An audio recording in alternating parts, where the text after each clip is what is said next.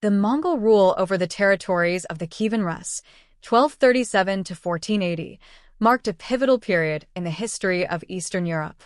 The Mongols, under the leadership of Bada Khan and the broader Mongol Empire, exerted a significant influence over the region for more than 2 centuries.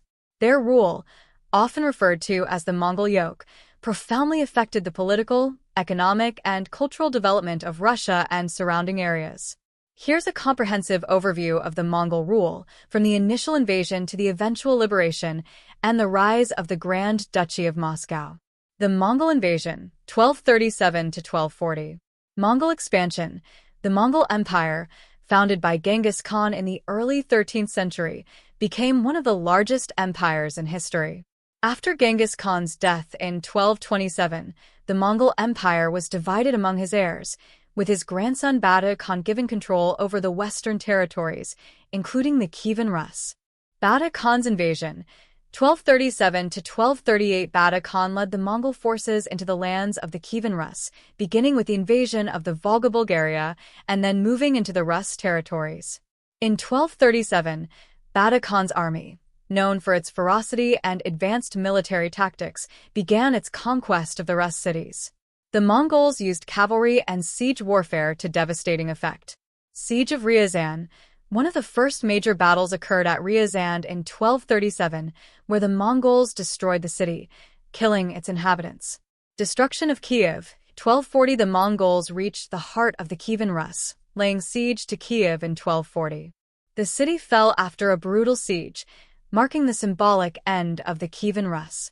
The Mongols looted and destroyed much of Kiev, leaving it in ruins. Mongol control and the rise of the Golden Horde, 1240 to 1380. The Golden Horde. After the fall of Kiev, Bada Khan established the Golden Horde, a Mongol state that ruled over much of what is now Russia, Ukraine, and parts of Kazakhstan. The Mongols controlled the region through a system of tributary rule, where local princes were allowed to govern their territories, but they had to pay tribute to the Mongol Khan. Tributary system. The Mongols did not directly control every aspect of the Rus territories, but they imposed heavy tribute demands, extracting goods, slaves, and money. The Rus princes were often forced to travel to the Mongol capital of Sarai to pledge loyalty to the Khan and receive approval for their rule. This system created a sense of Mongol overlordship while allowing for the survival of local aristocracies. Political division. The Mongol yoke fragmented the Rus lands, which had already been divided by internal strife. Major cities like Novgorod, Pskov, and Tver were frequently in conflict with each other, and the central authority of Kiev was no longer a unifying force. The Mongols played off these divisions, creating rivalries among the Russian princes, which made it easier for them to maintain control. Cultural and economic impact of Mongol rule. Isolation from Europe. The Mongol domination isolated the Rus territories from the rest of Europe. Trade routes shifted, and the region lost access to the economic and cultural advancements of Western Europe. However, the Mongols did facilitate some trade across their empire, linking the Rus with Central Asia, Persia, and China through the Silk Road. Military reforms. The Mongols introduced new military tactics, including the use of mounted archers, which had a lasting impact on Russian military practices. Additionally, the Mongols encouraged the development of fortified cities, which later became essential for defending against further invasions. Taxation and economy. The Mongols implemented a sophisticated system of taxation.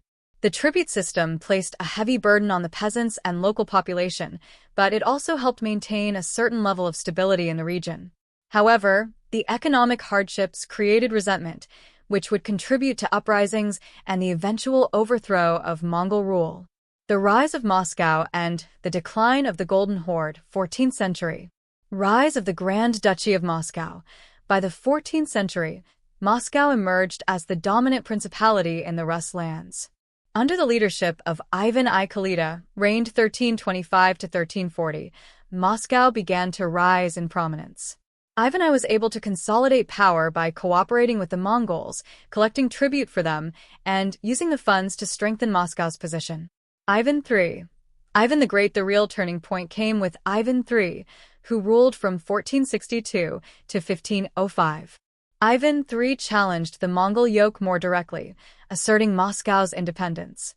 In 1480, Ivan III refused to pay tribute to the Mongols, leading to the Great Stand on the Ugar River in 1480, where the forces of Moscow faced off against the Mongols without any major conflict. This marked the symbolic end of Mongol rule over Russia. The fall of the Golden Horde, 15th century. Internal strife and fragmentation. Throughout the 14th and 15th centuries, the Golden Horde faced internal strife, with infighting among its rulers and the weakening of centralized power. The Horde was further destabilized by attacks from the Timurid Empire, under Tamerlane, and other external forces. As the Golden Horde fractured into smaller khanates, Moscow's power continued to grow. End of Mongol rule. By the late 15th century, the once mighty Golden Horde had fragmented into smaller states, including the Khanate of Kazan, the Khanate of Astrakhan, and the Crimean Khanate. These khanates were eventually absorbed or conquered by Moscow, signaling the end of Mongol rule in Russia. Legacy of Mongol rule. Political and military influence. The Mongol yoke left a lasting impact on Russian governance and military practices. The tribute system, centralized power, and autocratic rule influenced the Russian Tsarist system. The Mongols also contributed to the development of the Russian military, particularly with cavalry tactics and fortifications. Cultural isolation and development. The isolation from Europe during Mongol rule allowed Russia to develop its own distinct cultural identity, separate from Western European influences. This also helped preserve and develop Russian Orthodoxy, which became a unifying force in the region. Foundation for modern Russia. The Mongol period played a key role in the rise of Moscow as the future political center of Russia. Moscow's ability to resist Mongol influence helped set the stage for the rise of the Tsardom of Russia in the 16th century. Conclusion.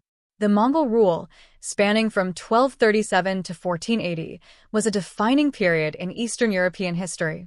Though it brought devastation and oppression to the Rus people, it also contributed to the consolidation of power that allowed for the eventual rise of the Russian state.